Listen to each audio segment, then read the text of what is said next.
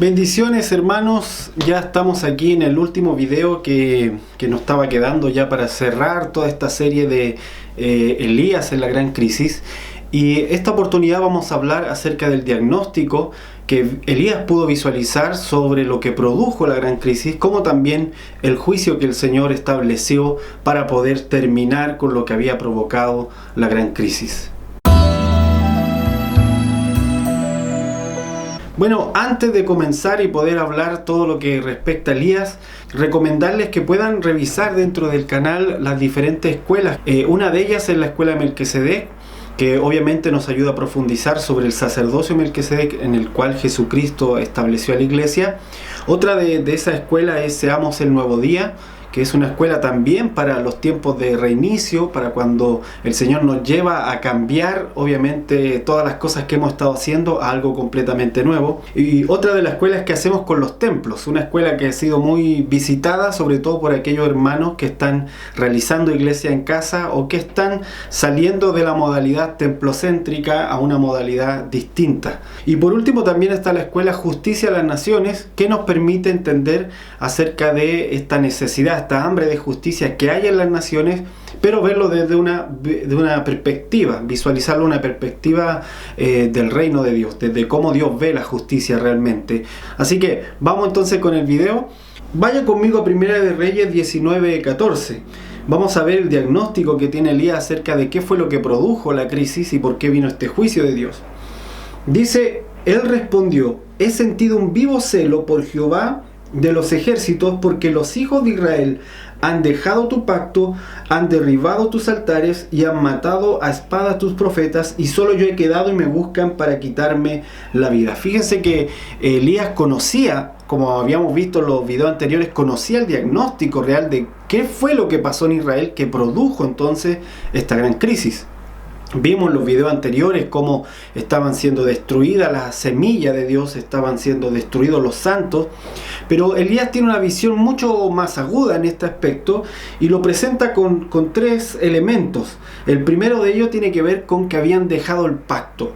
Y cuando Elías se refiere a que habían dejado el pacto, obviamente se está refiriendo al pacto mosaico. En ese tiempo ellos seguían el pacto de Moisés con las ordenanzas, con las fiestas solemnes, con los diferentes tipos de ofrendas que había que dar, y esa era la manera del pacto. Cada una de estas cosas, lo voy a explicar así, cada una de estas cosas que tenía el pacto, las ofrendas, los días solemnes, las fiestas solemnes, en fin, permitía vincularse a Dios, permitía que ellos pudiesen agarrarse de Dios por medio de todo esto, y eso producía el pacto. O sea, ellos estaban unidos a Dios como pueblo Israel por medio de esta ordenanza. Entonces él ya está diciendo, ellos dejaron esto y por ende se separaron de Dios. Ahora, en nuestro tiempo, ya que Cristo ha venido, Él ha sido el cumplimiento de todas estas cosas completamente, y se ha transformado en una sola forma de alcanzar al Señor, o de que Dios nos alcance realmente. En verdad es Dios el que nos está alcanzando, y es por medio de Jesucristo. Así que el pacto ahora es por medio de Jesucristo.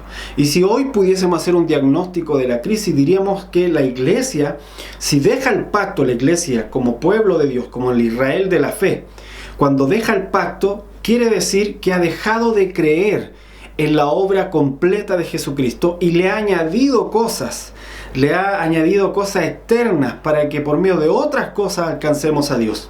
Y ahí podríamos obviamente tener toda una discusión acerca de qué cosas como iglesia hemos ido añadiendo. Yo propongo una para partir. Si usted tiene otra, obviamente ahí el Señor puede revelar muchas más, pero creo que una de las cosas que nos ha impedido tener esta fe absoluta, completa en el Señor, y por lo tanto tener un pacto verdadero con Él, es tener como énfasis lo templocéntrico, ¿sí? El tener que reunirnos en un edificio al cual llamamos casa de Dios. Eso es un ejemplo de cosas que pueden apartarnos del pacto en este tiempo, y podría ser parte del diagnóstico, ¿verdad?, de la gran crisis. Otro elemento, que ellos habían derribado los altares. Y esto también es un punto interesante, porque en ese tiempo el altar era un lugar donde se suponía que se presentaba devoción a Dios. Se ofrendaban cosas, en este caso animales, casi siempre eran animales, pero también habían ofrendas que eran de semillas, por ejemplo, ofrendas que eran libaciones también, pero este era un altar. Y si recuerdan, Elías había derramado agua sobre el altar y había caído fuego de Dios. Y con esto se había producido una unión. Ahora, el altar tiene que ver con un acto de devoción a Dios, a ese Dios en el que creemos. Y ellos habían derribado los altares porque se habían conformado con otro sacerdocio, que era el sacerdocio de Baal, que tenía también sus propios altares. Y si queremos mirar esto para la iglesia de hoy, podríamos decir que derribar altares hoy en día es cuando nosotros edificamos o le damos devoción a otras cosas que no son Dios. Y eso está muy ligado a la doctrina de Jezabel. Ustedes saben que la doctrina de Jezabel, como lo hemos visto, tiene que ver con tener a Dios por un lado, decir que creo en Él, pero por otro lado, como lo explica la carta a la iglesia en Tiatira, pero por otro lado tengo otro ídolo. O sea, hay otras cosas que también me son muy importantes, que empiezan a competir dentro de mí por quién es Dios de mi corazón. Así que mucha gente tiene altar a otras cosas, altares a los centros comerciales, altares a su diploma académico, o sea, empieza a poner la fe en otras cosas para vivir. Y eso implica tener un altar a otra cosa, darle devoción a otra cosa.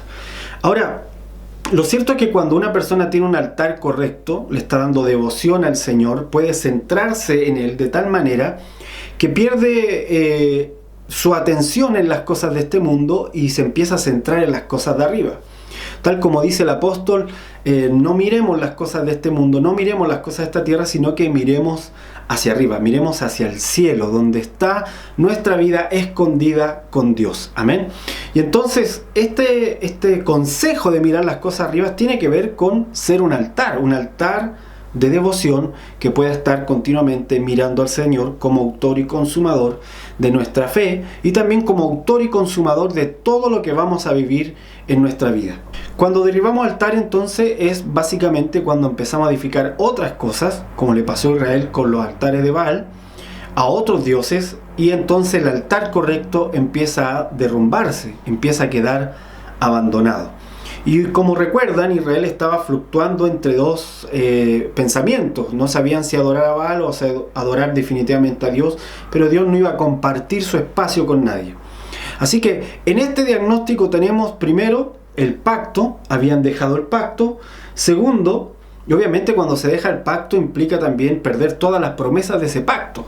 Eso es algo muy importante porque el pacto conlleva ciertas promesas. Entonces cuando nosotros perdemos el pacto, empezamos a añadir cosas y Jesucristo ya no es el centro de todo lo que somos y lo que hacemos, y perdemos esa vinculación, lo siguiente es que empezamos a desobedecer sus mandamientos, ya no guardamos sus mandamientos. Los mandamientos son de Él, con aquel que hemos hecho el pacto. Fíjense cómo Jesucristo se sienta a la mesa con los discípulos, le dice: está en mi carne, está en mi sangre del nuevo pacto. Si nosotros nos centramos y creemos solo en lo que Él es, todo lo demás puede ser ordenado detrás de eso. Amén. Pero no podemos poner nuestra fe y nuestra confianza en otra cosa que no sea Él. Amén. Entonces habían abandonado el pacto, habían derribado los altares y obviamente daban muerte a los profetas, que en este caso vendría a ser como empiezan a asesinar todo lo profético. Todo el fluir del Espíritu Santo empieza a decaer cuando estas cosas no están alineadas. Y podríamos decir que matar lo profético también implica usar lo profético para otras cosas que no es aquello para lo cual el espíritu de la profecía ha sido derramado. ¿Para qué fue derramado el espíritu de la profecía?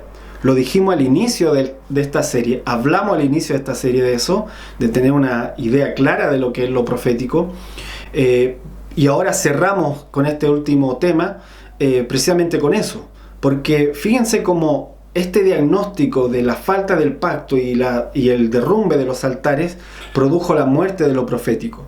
Y en este caso la muerte de lo profético es que se deja de revelar a Jesucristo para empezar a mostrar otras cosas. Incluso como Jesucristo le dijo al pueblo de Israel en algún momento. Les dijo: ¿qué salieron a ver ustedes cuando vinieron? Vinieron a ver lo que querían ver. Obviamente Israel quería ver un show. Les dijo: ustedes vinieron a ver a estos hombres que están vestidos de ropas delicadas. En fin, ¿qué venían a buscar cuando vinieron a ver a Juan el Bautista? Obviamente, cuando la gente se enfrenta a lo profético, muchas veces algunas personas esperan que les digan el futuro, muchas veces algunas personas esperan que les profeticen algo lindo. Ese ministerio profético implica revelar a Cristo. Y obviamente es muy posible de que el Señor le hable de cosas futuras, pero no es para, hablar de cosas futuras no es para centrarnos en esas cosas futuras con la esperanza en ellas, es más bien centrarnos en Jesucristo como nuestra esperanza para el futuro. Entonces, una medida para entender si lo profético está vivo es ver cuánta revelación de Jesucristo hay en ese lugar, en esa congregación, en esa persona o en ese grupo que invoca el nombre del Señor. Entonces, matar lo profético tiene que ver incluso con usar lo profético para otras cosas.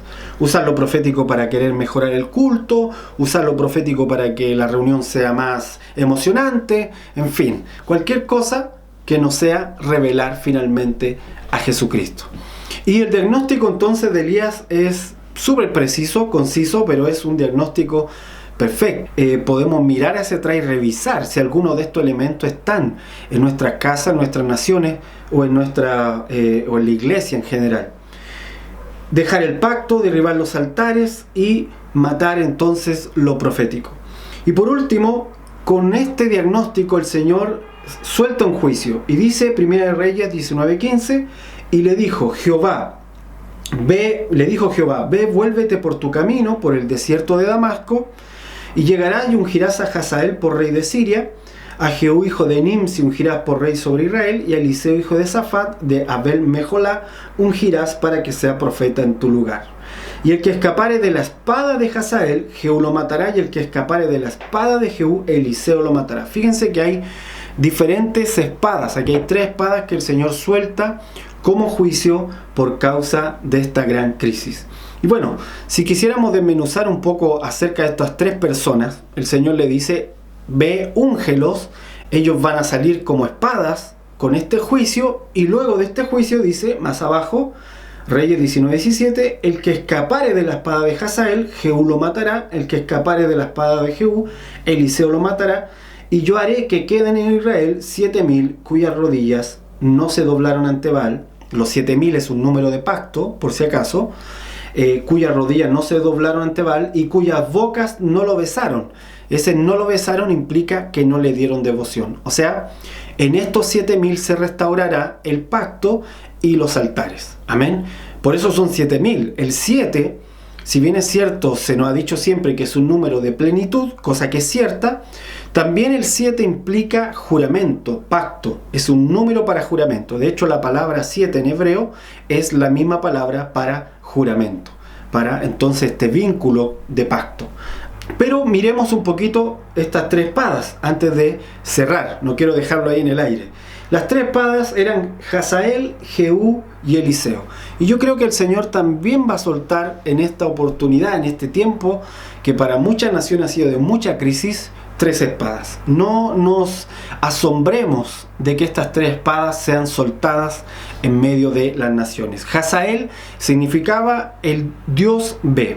Y Hazael era una espada de juicio, ¿sí? Para todos aquellos que se habían desvinculado de Dios. Hazael era un rey de otra nación, no era israelita, a quien dice la escritura que el profeta cuando lo vio lloró porque dijo, tú le vas a causar mucho mal al pueblo. O sea, era un personaje bien perverso, en este sentido, bien violento. Pero este personaje violento fue levantado por Dios mismo como juicio. Así que a veces Dios levanta personajes bien extraños, Dios permite que se levanten simplemente como un juicio. Así como Nabucodonosor fue el martillo de juicio contra un Israel que estaba corrompido, así también Hazael viene a ser una espada de juicio. Y desgraciadamente nuestras naciones están sufriendo, algunas de ellas, espadas de juicio. O sea, gente que no ama al Señor para nada, gente que solo está trayendo destrucción, se levantan, tienen un momento de mucha influencia, pero también hay que entender, son un juicio. Luego dice, Jehú en la otra espada, Jehú significaba Jehová es él. Y Jehú viene, en este caso, es un juicio contra los altares falsos. Ya Jehú, hemos hablado bastante de Jehú en otras oportunidades, en eventos, incluso en Argentina. En una oportunidad tuvimos un evento que se llamaba La Generación de Jehú. porque Jehú es el hombre que destruye la casa de Acab y de Jezabel. Entonces Jehú es un personaje interesante, pero básicamente Jehú es la espada de juicio contra los falsos altares. Todos aquellos que levantaron altares falsos, Jehú se levanta para derribar esos altares. Y es un personaje muy radical, que despierta incluso a los eunucos, aquellos que habían perdido su herencia, su capacidad de generar otra generación por causa de Jezabel, son despertados por este Jehú para ellos mismos echar fuera a Jezabel. Así que muy poderoso la voz que sale de Jehú como una espada. Y tercero, Eliseo, que viene a ser ya el tema profético, la espada más profética en medio de esta gran crisis. Y Eliseo significa Dios es mi salvación. Y obviamente Eliseo representa, en este caso, en estas tres espadas, representa al profeta, a la iglesia profética, que tiene el respaldo de la iglesia profética anterior. Es ¿cómo lo puedo decir? La generación nueva que se está levantando, pero que además tiene el respaldo de la generación profética anterior. Recuerden que Eliseo, su mover tan poderoso, pasaba mucho por haber recibido el manto de Elías. O sea, Eliseo en parte no era solo Eliseo. Esta espada tenía dos filos. Tenía el filo de Eliseo y tenía el filo también de Elías, porque Elías le había entregado también el manto. ¿Se acuerdan? Entonces Eliseo llevaba consigo la unción de Elías y la unción de Eliseo también, su propia unción. Así que es una generación nueva que porta lo que ellos mismos producen delante del trono de Dios, pero aparte la unción de la generación anterior. Y esto me gusta mucho porque con esto ya cerramos esta serie. Ya incluso me pasé de los 10 minutos hace rato, pero con esto cerramos para decir que en medio de la gran crisis el Señor se va a proveer 7.000. Estos 7.000 van a levantar los altares nuevamente. Estos 7.000 van a recuperar el pacto. Y obviamente estos 7.000 tienen también su propia unción, más la unción que les respalda de una generación anterior. Y yo quisiera agregar que esa generación anterior no es solo los hermanos más ancianos que caminaron con fe y sabiduría. Es también la nube de testigos que está en los cielos, que está en la eternidad, que respalda una iglesia profética que en este espacio-tiempo de hoy, en este siglo XXI, está batallando por volver a recuperar los altares y volver a establecer el pacto en medio de la iglesia.